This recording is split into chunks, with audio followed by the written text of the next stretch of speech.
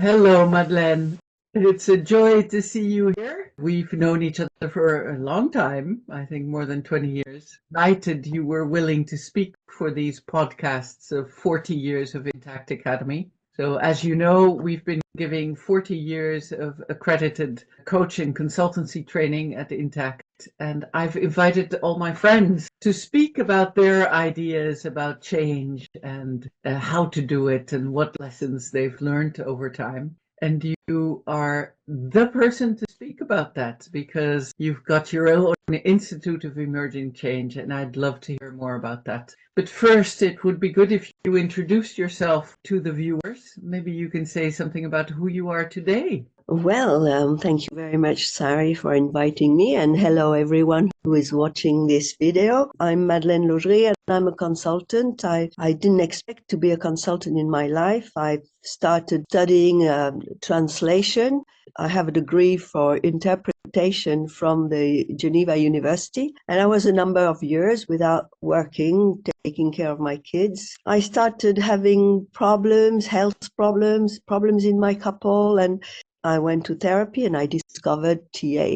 I didn't think I was good enough to become a psychotherapist, and also I was already 40 years old. I started teaching TA in groups and being hired by organization. I was discovering a world that I had no idea of. It really struck me how people were talking different languages and couldn't come together, couldn't hear each other. At the age of 45, I certified in TA, and then later on, I developed into a specialist in change, which I never had thought I would. An accidental career, Madeleine. Yeah, probably. To have your contribution in that as well. So you're really running the Institute of Emerging Change. Could you tell us a little bit about that model? The emerging change helps managing change at 3 levels in the organization. It is really specialized. It's focused on a systemic vision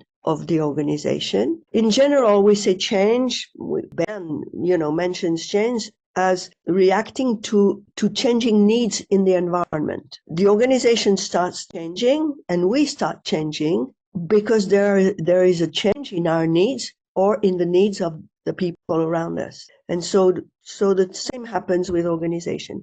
And the work I brought with the emerging change is based on the living system theories like Maturana and Varela, the tree of knowledge. And he says there are 3 kinds of change. There is the planned change, which is decided, which is conscious and controlled, and which is planned energy, they call it, planned change. And then there is the emerging change, which is actually what the person are experiencing and what comes up, what happens, which is beyond the planned change in the here and now as a result of planned change, but also of millions of different things that are happening in the here and now. And emerging change is a reaction to these changes, to these needs changing. And the change happens in a place called constructivism, where in organization we would co-construct a new reality. What is the third type of change he talks about? Constructivism. This is, the systemic way of approaching change by those guys, Maturana and Varela.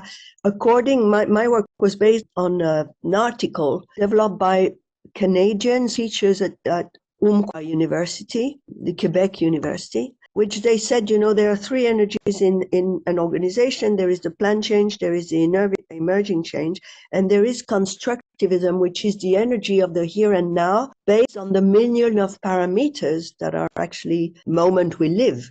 The moment we live has a lot of different energy in there, plus the planned energy, plus the emerging energy. The consequence of that thinking for the way you do change then? Because exactly what I thought, I was working with TA and Bern's organizational theory, and I was working with this vision of change, and I thought, but we have the contracts in TA.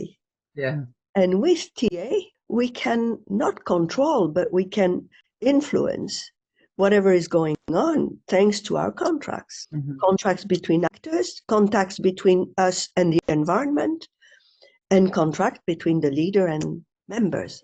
I was also influenced by a theory called the systemic theory of systems, which is developed by a French guy. And this guy said everything goes in pairs. The theory of ago-antagonist systems, he's actually a doctor. He's a doctor in the French Collège de France, which is a very famous academy.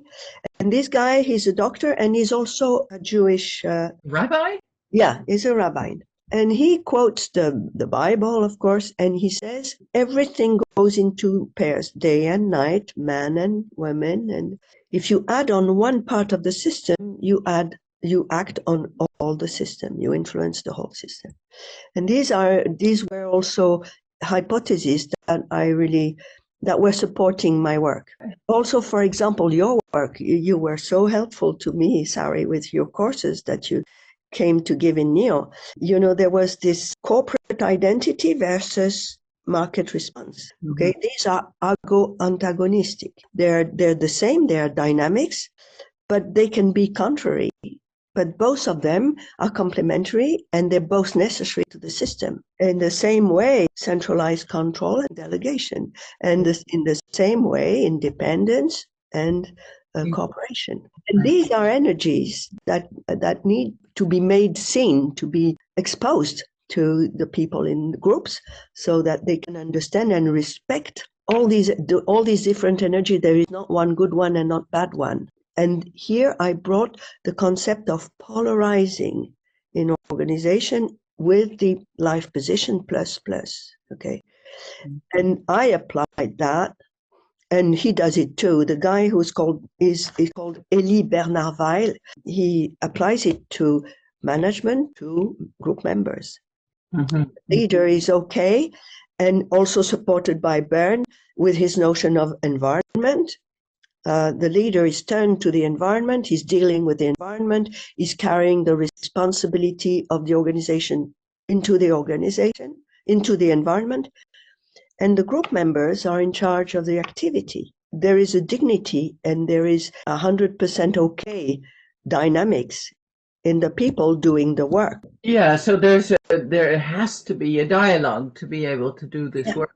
And this dialogue happens in the place called constructivism, which in fact is the adult ego state. If you have a parent on one side and the deep identity of the system being a child, okay, then you have the adult, and in the adult, amongst millions of parameters, you have these two energies, and they can be articulated with each other to produce performance and to produce intimacy and results. That's it, really. You applied this, if I remember well, for the first time in Nestlé, because Nestlé really sponsored almost your work and the development of this theory. What kind of successes did you achieve using this as a model of change? The first success I think I achieved is that I stayed as a consultant for 26 years at Nestlé. Didn't lose the job, because I knew a number of consultants who did interfere with different parts of the organization and disappeared. But I'm still there. I'm still having lunch with some of the guys that I worked with. The philosophy of my work really matches the philosophy of Nestlé, where the person comes first, the relationship comes first, at least in their vision of things, the way they talk about it. And in fact, in the groups that I worked with, the most interesting client I had was the last one. It was Nestlé Purina. And I started with them in 2009, working with the manager of the quality department, which was actually causing a lot of problems to operations because they were criticizing, they were trying to control what was going on.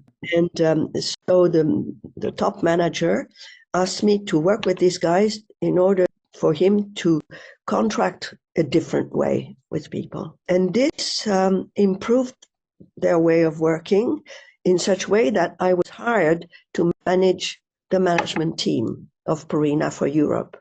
Or to facilitate? To facilitate to manage the facilitation of their group. Yeah. And this lasted until 2021, until COVID. So what did you do in that facilitation, Madeleine? What kind of work did you do? Well, I helped them.